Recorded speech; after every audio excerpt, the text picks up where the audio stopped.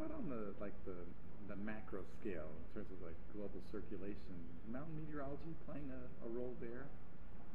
Yeah, there's a lot of interest on sort of climate change issues and the dependence, especially on what is really societally very important in the western United States, which is winter snowpack.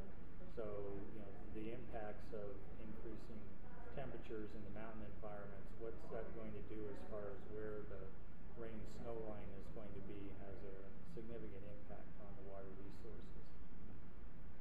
We've had, over the course of time, a number of programs in mountain meteorology that have looked at circulations that have been on global scales or on scales of large mountain areas, such as the Himalayas. And the precipitation events that occur, the monsoon events that occur in the Himalayas has been sort of a recurring theme as well. So we have a number of large-scale problems they have to do sometimes with mountain drag. Mountain drag affects the circulations in the atmosphere and even the rotation rate of the Earth. So there are some very large-scale features that have been looked at over time in mountain meteorology. Seems to be some prominent modelers, people from the modeling community who are here this week, and I'm just wondering if their interest stems in part from just sort of trying to get better surface input into the modeling that they do, or what do you think is driving that? Well, you had to kind of... Well, I think the nice thing about mountains, especially when you're doing sort of sensitivity experiments as far as how a model is going to be formed, is you think you know what the answer should be. So in terms of what the response should be to terrain. So it's a good tool to be able to use to understand model performance. So that drives a lot of the how you're going to improve parameterizations, especially in terms of trying to get a better handle on precipitation processes and those kind of things, as well as just the basic fluid dynamics of flow over terrain. So there's still, as much work has been done in that over the years. As the models have improved, people keep coming back to the same kind of what happens when you blow a wind into a nice sinusoidal mountain, and what kind of response do you get back out of it? There's still a lot to learn.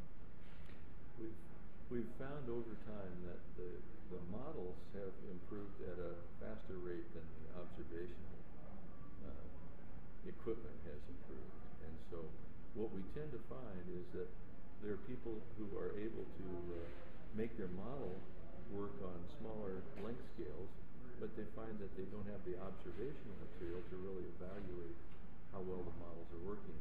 And that's been good for our community, because we've also now been able to have a number of programs that combine these high-performance models with an observational program. And for the first time, we can start to look at the very small-scale features with the models and see how well the models are working. Interesting. Also, in terms of the applications, just sort of what is the general public going to get out of this in the long run? What kinds of things do you see evolving? You talked about wind energy and renewables, uses in general, depending somewhat on mountain meteorology. Are there some others, maybe surface transportation, or obviously water management? Yeah, air quality is certainly a big issue, because population living in basins throughout the United States as well as around the country. So air quality issues are a significant one to have to deal with. The other is the impact on smoke dispersion and fires and those kind of things, the urban-wildland interface, all those kind of issues become really important as well.